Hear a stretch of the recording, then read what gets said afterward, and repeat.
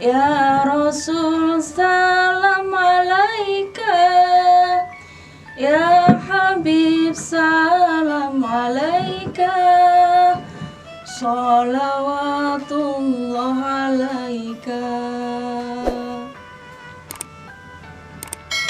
Bismillahirrahmanirrahim. Assalamualaikum warahmatullahi wabarakatuh. Bismillahi wa kafa, wassalatu wassalamu ala sayyidil mustafa wa ala alihi wa ashabihi ahli sidqi wal wafa. Allahumma rzuqna yaqinan wa alhiqna bis salihin waj'alli lisana sidqin fil akhirin waj'alli min warathati jannatin na'im. Amin. Alhamdulillahirabbil alamin. Pada detik ini kita masih diberikan berbagai kenikmatan oleh Allah. Nikmat kesehatan, nikmat keafiatan, dan nikmat waktu luang sehingga kita bisa menemui bulan yang penuh berkah, yaitu bulan Ramadan. Anak-anakku yang soleh dan solehah, Allah Subhanahu wa ta'ala berfirman dalam surat Al-Ahzab, A'udzu billahi minasy syaithanir rajim. Bismillahirrahmanirrahim. Innallaha wa malaikatahu yusholluna 'alan nabi. Ya ayyuhalladzina amanu sallu 'alaihi wa sallimu taslima. Shadaqallahul adzim, yang artinya sesungguhnya Allah bersama malaikat bersolawat kepada Nabi Muhammad SAW. Wahai orang-orang yang beriman, bersolawatlah kamu kepada Rasulullah dan berilah kamu penghormatan kepadanya. Anak-anakku, dari surat Al-Ahzab ada beberapa makna tentang solawat. Yang pertama, Allah bersolawat.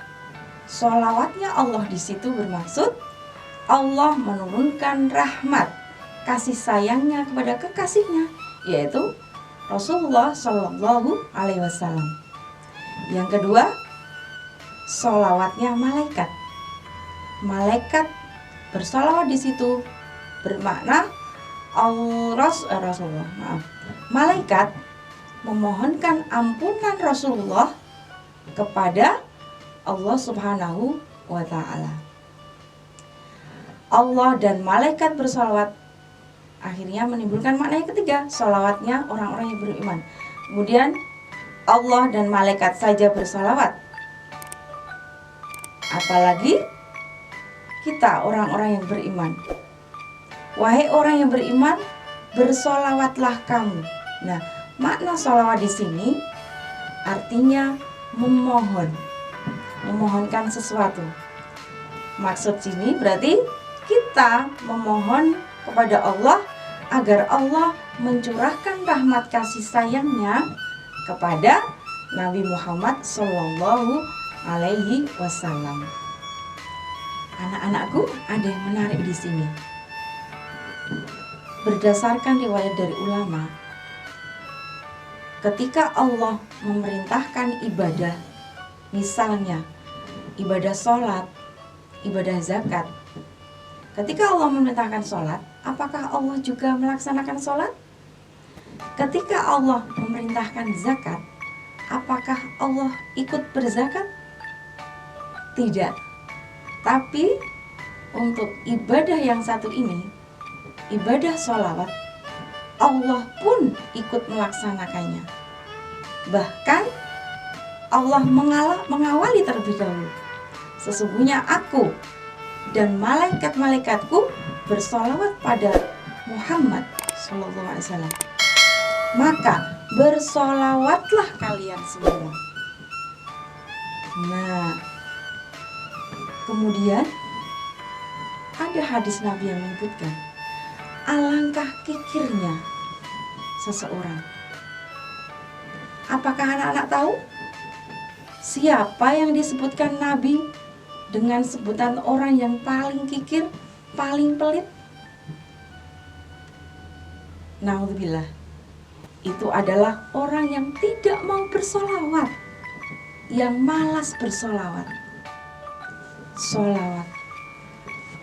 Solawat adalah wujud ekspresi terima kasih kita kepada Rasulullah Sallallahu Alaihi Wasallam. Karena Rasulullah adalah sumber pengetahuan tentang kebaikan, sumber pengetahuan tentang keislaman, sehingga kita bisa mengetahui jalan mana yang harus kita tempuh. Ya. Jadi kalau kita tidak mau bersolawat, berarti seperti orang yang tidak mau berterima kasih dengan orang yang telah memberikan kabar gembira kepada kita. Maka dari itulah Rasulullah menyebutnya sebagai orang yang kikir atau pelit. Anak-anakku, sebenarnya ketika kita bersolawat kepada Nabi Muhammad, itu tidak hanya memohonkan agar Allah melimpahkan kasih sayangnya kepada Nabi Muhammad saja. Karena Allah dan Rasulullah menyebutkan, ketika kita membaca satu sholawat saja, maka Allah akan memberikan kita 10 kebaikan. Jadi ketika kita bersolawat kepada Rasulullah, itu sebenarnya juga agar membuat kita menjadi berlipat-lipat kebaikannya. Anak-anakku yang soleh dan solehah, Rasulullah bersabda, "Wahai umatku, jika kamu bersolawat 1 kali saja, maka Allah akan memberikan 10 kebaikan dan akan menghapuskan keburukan dari dirinya 10 keburukan, dan akan meninggikan derajatnya 10 derajat, dan akan mengembalikannya di akhirat kelak dengan 10 derajat pula."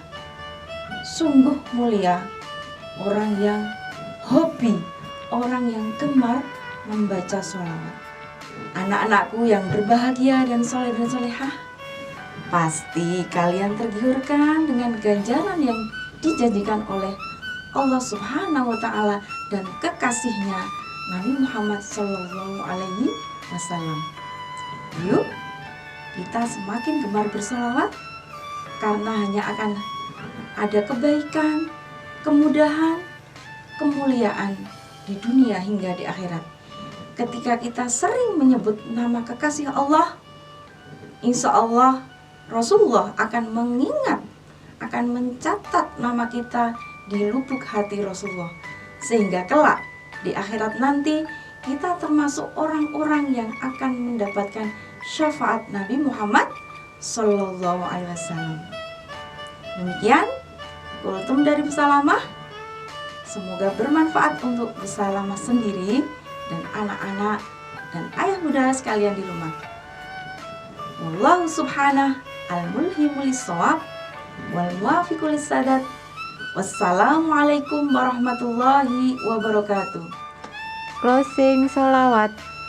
Anak-anakku yang soleh dan solehah, ayah bunda di rumah dan beserta bapak ibu guru, mari kita bersolawat bersama agar kelak ketika kita di akhirat digolongkan oleh orang-orang yang suka bersolawat. Ya Nabi salam alaika, ya Rasul salam alaika, ya Habib salam alaika, salawatullah alaika.